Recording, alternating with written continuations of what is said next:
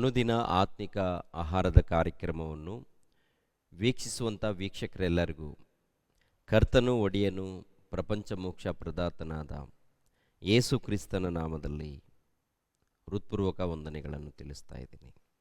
ಸಮಾಧಾನವು, ಸಂತೋಷವು, ಆತ್ಮಿಕ ಆಶೀರ್ವಾದವು, ಆರೋಗ್ಯವು ಎಲ್ಲರಿಗೂ ತಂದೆಯಾದ ದೇವರು ಅನುಗ್ರಹಿಸಲಿ ಎಂದು ದೇವರ ಬಳಿಯಲ್ಲಿ ಯೇಸು ಕ್ರಿಸ್ತರ ನಾಮದಲ್ಲಿ ಪ್ರಾರ್ಥಿಸುತ್ತೇನೆ. ದೇವರ ನಾಮಕ್ಕೆ ಸ್ತೋತ್ರವಾಗಲಿ. ಈ ದಿನ ಮತ್ತೊಂದು ಅಂಶವನ್ನು ನಿಮ್ಮೊಟ್ಟಿಗೆ ಮಾತನಾಡೋದಕ್ಕೆ ಸಿದ್ಧನಾಗಿದ್ದೇನೆ. ಪಕ್ಷಪಾತವಿಲ್ಲದ ನ್ಯಾಯ ತೀರ್ಪು ಎಂಬ ಅಂಶವನ್ನು ಕುರಿತು ನಿಮ್ಮೊಟ್ಟಿಗೆ ಮಾತನಾಡ್ತಾ ಇದ್ದೀನಿ. ಸತ್ಯವೇದ ಗ್ರಂಥದಲ್ಲಿ ಬರೆಯಲ್ಪಟ್ಟಂಥ ಪ್ರತಿ ವಾಕ್ಯಗಳನ್ನು ಪರಿಶೋಧನೆ ಮಾಡುವಾಗ ದೇವರು ಪರಿಶುದ್ಧರು, ದೇವರು ಶ್ರೇಷ್ಠರು, ಉನ್ನತರು. ಅವರು ತನ್ನ ಭಕ್ತಾದಿಗಳ ಮೂಲಕ ಸಭೆಯಲ್ಲಿ ಇದ್ದವರನ್ನು ನೋಡಿಕೊಳ್ಳುವಂಥ ವಿಷಯದಲ್ಲಿ, ಎರಡನೇದಾಗಿ ಸಮಾಜದಲ್ಲಿ ತೀರ್ಪು ಮಾಡುವ ವಿಷಯದಲ್ಲಿ ದೇವರು ತನ್ನ ಭಕ್ತಾದಿಗಳಿಗೆ ತಿಳಿಸ್ಕೊಟ್ಟಿದ್ದಾರೆ. ಪ್ರಿಯರೇ,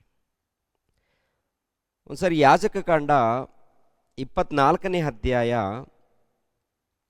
22ನೇ ವಚನವನ್ನು ನೋಡೋಣ. ಯಾಜಕಕಾಂಡ 24ನೇ ಅಧ್ಯಾಯ 22ನೇ ವಚನವನ್ನು. ಅನ್ಯರಿಗಾಗಲಿ ಸ್ವದೇಶದವರಿಗಾಗಲಿ ಪಕ್ಷಪಾತವಿಲ್ಲದೆ ಒಂದೇ ವಿಧಿ ಇರಬೇಕು. ನಾನು ನಿಮ್ಮ ದೇವರಾದ ಯೆಹೋವನು. ಸ್ವಂತ ಊರಿನವರು, ಬೇರೆ ಊರಿನವರು, ಯಾರೇ ಆಗಿರ್ಬೋದು, ಆ ಪ್ರಾಂತದಲ್ಲಿ ವಾಸಿಸುವಾಗ ಸ್ವಂತ ಊರಿನವರು ತಪ್ಪು ಮಾಡಿದ್ರು, ಅದೇ ಪ್ರಕಾರ ಬೇರೆ ಪ್ರಾಂತದಿಂದ ಬಂದವರು ತಪ್ಪು ಮಾಡಿದ್ರು, ಒಂದೇ ರೀತಿಯಲ್ಲಿ ನ್ಯಾಯ ತೀರ್ಪು ನಡಿಬೇಕು. ಪಕ್ಷಪಾತವಿಲ್ಲದೆ ನ್ಯಾಯ ತೀರ್ಪು ಮಾಡಬೇಕು ಅಂತ ಹೇಳ್ತಾರೆ. ಈಗಿನ ಕಾಲದಲ್ಲಿ ಹಾಗಲ್ಲ. ಅವರವರ ಪ್ರಾಂತಗಳಲ್ಲಿ, ಅವರವರ ರಾಷ್ಟ್ರಗಳಲ್ಲಿ, ಅವರವರ ಜಿಲ್ಲೆಗಳಲ್ಲಿ ಕೆಲವು ತೀರ್ಪು ಮಾಡ್ತಾ ಇರ್ತಾರೆ. ಈ ಪಂಚಾಯಿತಿಯಲ್ಲಿ ನಡೆಯುವಂಥ ತೀರ್ಪಾಗಿರ್ಬೋದು, ಅದೇ ಪ್ರಕಾರ ಕೋರ್ಟಿನಲ್ಲಿ ನಡೆಯುವಂಥ ತೀರ್ಪಾಗಿರ್ಬೋದು. ಈ ಮಾನವರ ಮಧ್ಯದಲ್ಲಿ ತೀರ್ಪುಗಳು ಹೇಗೆ ನಡೀತಾ ಇದೆ? ನ್ಯಾಯವಾಗಿ, ಯಥಾರ್ಥವಾಗಿ, ಪಕ್ಷಪಾತವಿಲ್ಲದೆ ತೀರ್ಪು ಮಾಡ್ತಾ ಇದ್ದಾರಾ, ಅಥವಾ ಪಕ್ಷಪಾತದಿಂದ ತೀರ್ಪು ಮಾಡ್ತಾ ಇದ್ದಾರಾ? ಇವರು ನಮ್ಮ ಊರಿನವರು, ಇವರು ನಮ್ಮ ಗ್ರಾಮದವರು, ಅವರು ಬೇರೆ ಗ್ರಾಮದವರು, ಬೇರೆ ಊರಿನವರು, ಅವ್ರಿಗೊಂದು ರೀತಿಯಲ್ಲಿ ನಮಗೊಂದು ರೀತಿಯಲ್ಲಿ ಅನ್ನುವಂಥ ರೀತಿಯಲ್ಲಿ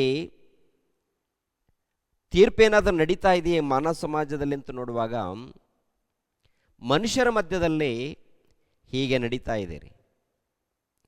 ಅಂದರೆ ಅವರವರ ಜಾತಿ, ಅವರವರ ಕುಲಗಳು, ಅವರವರ ಜನಾಂಗದವರು, ಅವರವರ ಪ್ರಾಂತದವರು, ಅವರವರ ಊರಿನವರು ಅಂತೇಳಿ ಅವರವರ ಪ್ರಾಂತದಲ್ಲಿ, ಅಂದರೆ ಮನುಷ್ಯರನ್ನ ನೋಡಿ ತೀರ್ಪು ಮಾಡುವಂಥದ್ದು. ಇನ್ನೂ ಕೆಲವು ಕಡೆ ಹಣಕ್ಕೆ ಒಳಪಟ್ಟು ಹಣವನ್ನು, ಅಂದರೆ ಲಂಚವನ್ನು ತೆಗೆದುಕೊಂಡು ಸಮಾಜದಲ್ಲಿ ತೀರ್ಪು ಮಾಡ್ತಾ ಇರ್ತಾರೆ. ಯಾಕೆಂದರೆ ಪ್ರತಿನಿತ್ಯ ದಿನಪತ್ರಿಕೆಗಳಲ್ಲಿ, ವಾರ್ತೆ ಪತ್ರಿಕೆಗಳಲ್ಲಿ, ಸೋಷಲ್ ಮೀಡಿಯಾಗಳಲ್ಲಿ ನಾವು ಪರಿಶೋಧನೆ ಮಾಡುವಾಗ ಇಲ್ಲಿ ಇಂಥವರು ಈ ರೀತಿ ಲಂಚ ತಗೊಂಡ್ರು, ಇವರು ಇಂಥವ್ರು ಇಂಥ ಒಂದು ಸಮಾಜದಲ್ಲಿ ಲಂಚ ತಗೊಂಡ್ರು, ಇಂಥ ಬಡವರಿಗೆ ಮೋಸ ಮಾಡಿದ್ರು, ಇಲ್ಲಿ ಅನ್ಯಾಯ ಮಾಡಿದ್ರು ಅಂಥೇಳಿ ಇಂಥ ಸುದ್ದಿಗಳನ್ನು ಬಹಳವಾಗಿ ನಾವು ಈ ಒಂದು ಕಾಲದಲ್ಲಿ ನಾವು ಕೇಳ್ತಾ ಇದ್ದೀವಿ. ಒಂದು ವೇಳೆ ಜನರ ಮಧ್ಯದಲ್ಲಿ ಯಾರಿಗೋ ಒಬ್ಬರಿಗೆ ಅನ್ಯಾಯವಾದಾಗ ಹಿರಿಯರ ಬಳಿಯಲ್ಲಿ, ನಾಯಕರ ಬಳಿಯಲ್ಲಿ, ಮುಖಂಡರ ಬಳಿಯಲ್ಲಿ ಹೋದಾಗ ನ್ಯಾಯವಾದಂಥ ನ್ಯಾಯ ತೀರ್ಪಾಗಬೇಕು.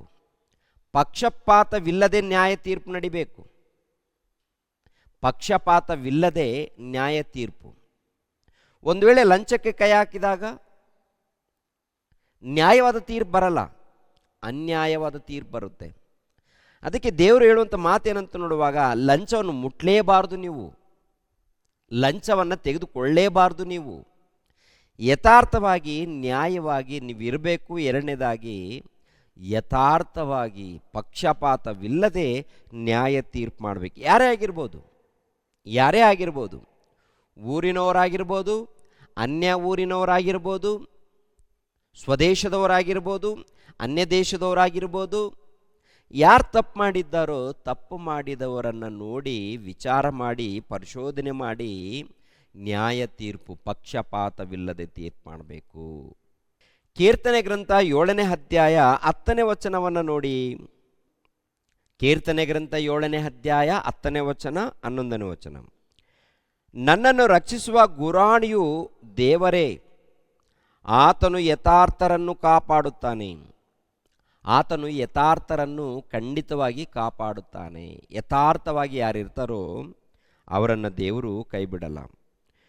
ದೇವರು ನ್ಯಾಯಕ್ಕೆ ಸರಿಯಾಗಿ ತೀರ್ಪು ಕೊಡುವವನು, ಯಾವಾಗಲೂ ದುಷ್ಟರ ವಿಷಯದಲ್ಲಿ ಕೋಪವುಳ್ಳವನು. ನೋಡಿ, ದೇವರು ನ್ಯಾಯಕ್ಕೆ ಸರಿಯಾಗಿ ತೀರ್ಪು ಕೊಡ್ತಾರಂತೆ. ನ್ಯಾಯಕ್ಕೆ ಸರಿಯಾಗಿ ತೀರ್ಪು ಅಂದರೆ ದೇವರು ಒಂದು ವೇಳೆ ತೀರ್ಪು ಮಾಡುವಾಗ ಪಕ್ಷಪಾತವಿಲ್ಲದೆ ತೀರ್ಪು ಮಾಡ್ತಾರೆ.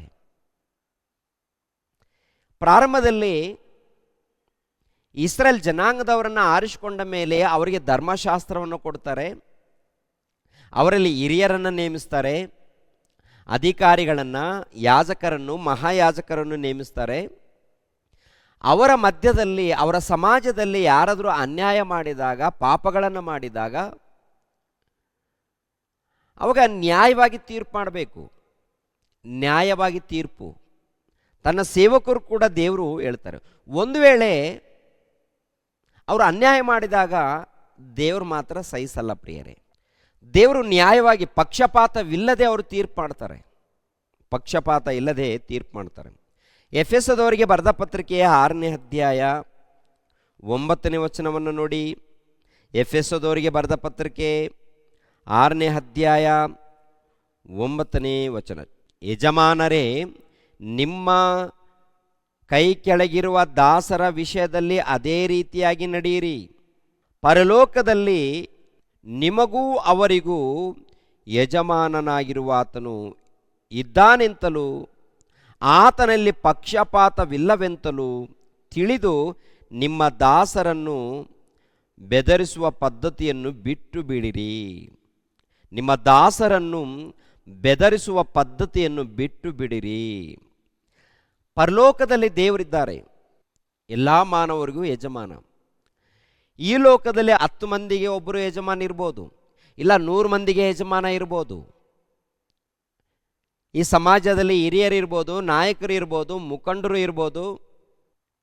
ಸಮಾಜದಲ್ಲಿ ಎಲ್ಲಾದರೂ ಅನ್ಯಾಯ ನಡೆದಾಗ ಅಲ್ಲಿ ನ್ಯಾಯವಾಗಿ ನಡೆದುಕೊಳ್ಳಬೇಕು, ನ್ಯಾಯವಾಗಿ ತೀರ್ಪು ಮಾಡಬೇಕು, ನ್ಯಾಯವಾಗಿ ತೀರ್ಪು ಮಾಡಬೇಕು, ಪಕ್ಷಪಾತವಿಲ್ಲದೆ ತೀರ್ಪು ಮಾಡಬೇಕು. ಯಾರಿಗೂ ಬೆದರಿಸಬಾರ್ದು, ಯಾರಿಗೂ ನೊಂದಿಸಬಾರ್ದು, ಯಾರಿಗೂ ಬಾಧೆ ಕೊಡಬಾರ್ದು.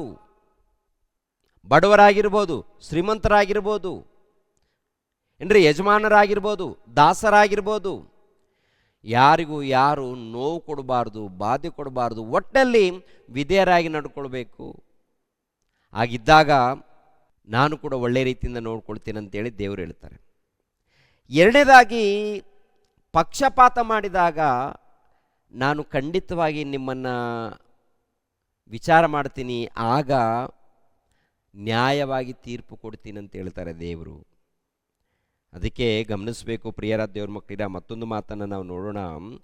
ಪೇತ್ರನು ಬರೆದ ಮೊದಲನೇ ಪತ್ರಿಕೆ 1ನೇ ಅಧ್ಯಾಯ 17ನೇ ವಚನದಿಂದ 19ನೇ ವಚನ. ಪೇತ್ರನು ಬರೆದ ಮೊದಲನೇ ಪತ್ರಿಕೆ 1ನೇ ಅಧ್ಯಾಯ 17ನೇ ವಚನದಿಂದ 19ನೇ ವಚನ.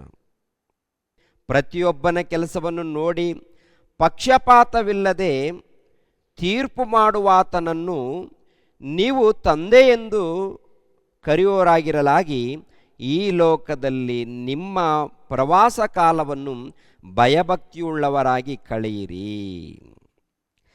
ಅಂದರೆ ದೇವರು ಪಕ್ಷಪಾತವಿಲ್ಲದೆ ಪ್ರತಿಯೊಬ್ಬರಿಗೆ ಪ್ರತಿಫಲವನ್ನು ಕೊಡ್ತಾರಂತೆ. ದೇವರು ಕೊಡುವಂಥ ಪ್ರತಿಫಲ ಹೇಗಿರುತ್ತಂತ ನೋಡುವಾಗ ಪಕ್ಷಪಾತವಿಲ್ಲ. ಯಾರೆಷ್ಟು ಕೆಲಸ ಮಾಡಿದ್ದಾರೆ, ಯಾರು ಯಾವ ರೀತಿ ನಡ್ಕೊಂಡಿದ್ದಾರೆ, ಯಾರು ಹೇಗೆ ನಡ್ಕೊಂಡಿದ್ದಾರೆ, ಹೇಗೆ ಜೀವಿಸಿದ್ದಾರೆ, ಭಕ್ತಿ ಹೇಗಿತ್ತು, ನಂಬಿಕೆ ಹೇಗಿತ್ತು, ಸುವಾರ್ತೆ ಹೇಗೆ ಮಾಡಿದ್ದಾರೆ, ಕೆಲಸ ಹೇಗೆ ಮಾಡಿದ್ದಾರೆ, ಪ್ರಾರ್ಥನೆ ಹೇಗೆ ಮಾಡಿದ್ದಾರೆ, ಸಮಾಜದಲ್ಲಿ ಹೇಗೆ ನಡ್ಕೊಂಡಿದ್ದಾರೆ, ಸಭೆಯಲ್ಲಿ ಹೇಗೆ ನಡ್ಕೊಂಡಿದ್ದಾರೆ, ಪ್ರತಿಯೊಂದನ್ನು ಕೂಡ ದೇವರು ವಿಚಾರ ಮಾಡ್ತಾರೆ. ಪ್ರತಿಯೊಂದನ್ನು ನೋಡ್ತಾರೆ. ನಮ್ಮ ವಿಷಯದಲ್ಲಿ ನೋಡಿ ಏನು ಮಾಡ್ತಾರೆ ಅಂತೇಳಿ ಪ್ರಿಯರೇ, ಪಕ್ಷಪಾತವಿಲ್ಲದೆ ಪ್ರತಿಫಲವನ್ನು ಕೊಡ್ತಾರೆ.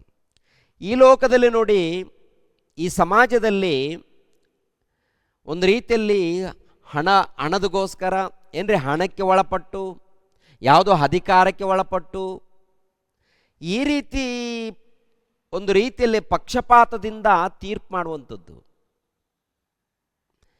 ದೇವರ ಬಳಿಯಲ್ಲಿ ಅದು ನಡೆಯಲ್ಲ. ದೇವರ ಬಳಿಯಲ್ಲಿ ಅದು ನಡೆಯೋದಿಲ್ಲ. ಎಲ್ಲೇ ಇರ್ಬೋದು, ಟೋಟಲ್ ಈ ಮಾನವ ಸಮಾಜದಲ್ಲಿ ಚಿಕ್ಕವರ ಬಳಿಯಲ್ಲಿ ಆಗಿರ್ಬೋದು, ದೊಡ್ಡವರ ಬಳಿಯಲ್ಲಿ ಆಗಿರ್ಬೋದು, ಚಿಕ್ಕವರ ಬಳಿಯಲ್ಲೇ ಆಗಿರ್ಬೋದು, ದೊಡ್ಡವರ ಬಳಿಯಲ್ಲೇ ಆಗಿರ್ಬೋದು, ಎಲ್ಲೇ ಆಗಿರ್ಬೋದು, ನ್ಯಾಯವಾಗಿ ನಡ್ಕೊಳ್ಬೇಕು ಎನ್ನುವಂಥದ್ದು ದೇವರ ಚಿತ್ತ, ದೇವರ ಉದ್ದೇಶ. ಒಂದು ವೇಳೆ ನ್ಯಾಯವನ್ನು ಮೀರಿ ವಿರುದ್ಧವಾಗಿ ನಡ್ಕೊಂಡಾಗ ಖಂಡಿತವಾಗಿ ನಾನು ಪ್ರತಿಯೊಬ್ಬರಿಗೆ ಅವರವರ ಕೃತ್ಯಗಳ ಪ್ರಕಾರ ಪ್ರತಿಫಲವನ್ನು ಕೊಡುತ್ತೇನೆ, ನ್ಯಾಯವನ್ನು ತೀರಿಸುತ್ತೇನೆ ಅಂತ ಹೇಳ್ತಾರೆ. ನ್ಯಾಯವನ್ನು ತೀರಿಸುವಂಥದ್ದು ಮತ್ತಾಯನ ಬರೆದ ಸುವಾರ್ತೆ 12ನೇ ಅಧ್ಯಾಯ 36ನೇ ವಚನ. ಮತ್ತಾಯನ ಬರೆದ ಸುವಾರ್ತೆ 12ನೇ ಅಧ್ಯಾಯ 36ನೇ ವಚನ. ಇದಲ್ಲದೆ ನಾನು ನಿಮಗೆ ಹೇಳುವುದೇನೆಂದರೆ, ಮನುಷ್ಯರು ಸುಮ್ಮನೆ ಆಡುವ ಪ್ರತಿಯೊಂದು ಮಾತಿನ ವಿಷಯವಾಗಿ ನ್ಯಾಯ ವಿಚಾರಣೆಯ ದಿನದಲ್ಲಿ ಉತ್ತರ ಕೊಡಬೇಕು. ನಿನ್ನ ಮಾತುಗಳಿಂದಲೇ ನೀತಿವಂತನೆಂದು ತೀರ್ಪು ಹೊಂದಿವಿ, ನಿನ್ನ ಮಾತುಗಳಿಂದಲೇ ಅಪರಾಧಿ ಎಂದು ತೀರ್ಪು ಹೊಂದಿವಿ. ಅಂದರೆ ದೇವರು ಮಾಡುವಂಥ ತೀರ್ಪಿದೆ ನೋಡಿ, ಪಕ್ಷಪಾತವಿಲ್ಲದೆ ತೀರ್ಪು ಮಾಡ್ತಾರೆ. ಒಂದು ವೇಳೆ ಈ ಸಮಾಜದಲ್ಲಿ ತಪ್ಪಿಸ್ಕೊಳ್ಬೋದು, ಹಣ ಕೊಟ್ಟು ಯಾವುದೋ ಒಂದು ರೀತಿಯಲ್ಲಿ ಆಸೆಗಳನ್ನು ತೋರಿಸಿ, ಯಾವುದೋ ಒಂದು ರೀತಿಯಲ್ಲಿ ಈ ಲೋಕದಲ್ಲಿ ಒಂದು ಕಡೆ ತಪ್ಪಿಸ್ಕೊಳ್ಬೋದು ಜನಗಳ ಮಧ್ಯದಲ್ಲಿ. ಆದರೆ ದೇವರ ಬಳಿಯಲ್ಲಿ ಮಾತ್ರ ನ್ಯಾಯವಾದ ತೀರ್ಪು ನಡೆಯುತ್ತೆ. ಯಾರ್ಯಾರು ಯಾವ ರೀತಿ ನಡ್ಕೊಂಡಿದ್ದಾರೆ, ಎಷ್ಟು ಕೆಲಸ ಮಾಡಿದ್ದಾರೆ, ದೇವರಿಗೆ ಒಳಪಟ್ಟು ದೇವರಿಗೆ ವಿಧೇಯರಾಗಿ ಹೇಗೆ ನಡ್ಕೊಂಡಿದ್ದಾರೆ, ಹೇಗೆ ಮಾತಾಡಿದ್ದಾರೆ, ಜೀವಿತ ಹೇಗಿತ್ತು, ಅದರ ಪ್ರಕಾರ ಪ್ರತಿಯೊಬ್ಬರಿಗೆ ತೀರ್ಪಾಗುತ್ತೆ. ಅವರವರ ಕ್ರಿಯೆಗಳ ಪ್ರಕಾರ ಪ್ರತಿಫಲ ಸಿಗುತ್ತೆ. ಇದು ದೇವರ ಮೂಲಕ. ಈ ಲೋಕದಲ್ಲಿ ಜನಗಳ ಮಧ್ಯದಲ್ಲಿ ಏರುಪೇರು ನಡೆಯುತ್ತೆ. ಕೆಲವರಿಗೆ ನ್ಯಾಯವಾದ ತೀರ್ಪಾಗ್ಬೋದು, ಇನ್ನು ಕೆಲವರಿಗೆ ಅನ್ಯಾಯವಾದ ತೀರ್ಪಾಗ್ಬೋದು, ಇನ್ನೊಂದು ಕಡೆ ಪಕ್ಷಪಾತದಿಂದ ತೀರ್ಪು ನಡೆದಿರ್ಬೋದು. ಆದರೆ ದೇವರ ಸನ್ನಿಧಿಯಲ್ಲಿ ಮಾತ್ರ ಖಂಡಿತವಾಗಿ ಯಥಾರ್ಥವಾದಂಥ ತೀರ್ಪಾಗುತ್ತೆ. ದೇವರು ಶಾಶ್ವತನು. ದೇವರು ಇರುವಂಥ ಲೋಕ ಶಾಶ್ವತ ಲೋಕ, ನಾಶವಿಲ್ಲದಂಥ ಲೋಕ. ಅದೇ ಪ್ರಕಾರ ನಮಗೂ ಕೂಡ ಶಾಶ್ವತವಾದಂಥ ಲೋಕವನ್ನು ಕೊಡ್ತೀನಂತ ಹೇಳಿದ್ದಾರೆ. ಆ ಶಾಶ್ವತವಾದಂಥ ಲೋಕವನ್ನು, ಪರಲೋಕವನ್ನು, ನಿತ್ಯ ಜೀವವನ್ನು ಪಡಿಬೇಕಾದ್ರೆ ಈ ಲೋಕದಲ್ಲಿ ದೇವರಿಗೆ ವಿಧೇಯರಾಗಿ ಭಯಭಕ್ತಿಯಿಂದ ನಡ್ಕೊಂಡಾಗ ಅದ್ಭುತ ಪ್ರಿಯರೇ. ದೇವರಿಗೆ ಒಳಪಡೋಣ, ದೇವರಿಗೆ ವಿಧೇಯರಾಗೋಣ, ದೇವರು ಮೆಚ್ಚುವಂಥ ರೀತಿಯಲ್ಲಿ ನಾವು ಜೀವಿಸೋಣ. ಪರಲೋಕದಲ್ಲಿ ಬಹಳ ಫಲವನ್ನು ಪಡೆದುಕೊಳ್ಳೋಣ. ದೇವರು ನಿಮ್ಮನ್ನು ನನ್ನನ್ನು ಆಶೀರ್ವದಿಸಲಿ. ಎಲ್ಲರೂ ತಲೆಬಾಗಿಸಿರಿ, ಪ್ರಾರ್ಥನೆ ಮಾಡಿ ಮುಗಿಸುತ್ತೇನೆ. ಸರ್ವವನ್ನು ಸರ್ವಲೋಕವನ್ನು ಉಂಟು ಮಾಡಿರುವಂಥ ಸರ್ವೇಶ್ವರನಾದ ನಮ್ಮ ತಂದೆಯೇ, ಮಹೋನ್ನತನಾದಂಥ ನಮ್ಮ ದೇವರೇ, ನಿಮಗೆ ಸ್ತೋತ್ರಗಳು ತಂದೆ. ನಿಮ್ಮ ಪ್ರಿಯ ಕುಮಾರನ ಮೂಲಕ ಈ ಲೋಕಕ್ಕೆ ರಕ್ಷಣೆ ಮಾರ್ಗವನ್ನು ಕಲ್ಪಿಸಿಕೊಟ್ಟಿದ್ದೀರಾ, ವಿಮೋಚನೆಯ ಮಾರ್ಗವನ್ನು ಕಲ್ಪಿಸಿಕೊಟ್ಟಿದ್ದೀರಾ. ಯಾರು ಭಯಭಕ್ತಿಯಿಂದ ಜೀವಿಸ್ತಾರೋ, ಭಕ್ತಿಯಿಂದ ಯಥಾರ್ಥವಾಗಿ ಜೀವಿಸ್ತಾರೋ ಅಂಥವರಿಗೆ ಪರಲೋಕದಲ್ಲಿ ಒಂದು ಉನ್ನತ ಸ್ಥಾನ ಕೊಡಬೇಕು ಅಂತೇಳಿ ಹೇಳಿದ್ದೀರಾ ತಂದೆ. ವಾಕ್ಯಗಳನ್ನು ಬರೆಸಿಕೊಟ್ಟಿದ್ದೀರಾ. ಅದಕ್ಕಾಗಿ ನಿಮಗೆ ಕೃತಜ್ಞತೆಗಳು, ಸ್ತೋತ್ರಗಳು ತಂದೆ. ನೇರ ಪ್ರಸಾರದಲ್ಲಿ ಎಷ್ಟು ಮಂದಿ ನಿಮ್ಮ ಮಕ್ಕಳು ವೀಕ್ಷಿಸಿದಾರೋ ಎಲ್ಲ ಮಕ್ಕಳನ್ನು ಆಶೀರ್ವದಿಸಿ, ಪ್ರತಿ ಕುಟುಂಬಕ್ಕೆ ನೆಮ್ಮದಿ, ಶಾಂತಿ, ಸಮಾಧಾನವನ್ನು ದಯಪಾಲಿಸಿ. ಯೇಸು ಪವಿತ್ರ ನಾಮದಲ್ಲಿ ಬೇಡಿ ಹೊಂದಿದೆಯಪ್ಪ ತಂದೆಯೇ, ಆಮೇನ್. ಎಲ್ಲರಿಗೂ ವಂದನೆಗಳು.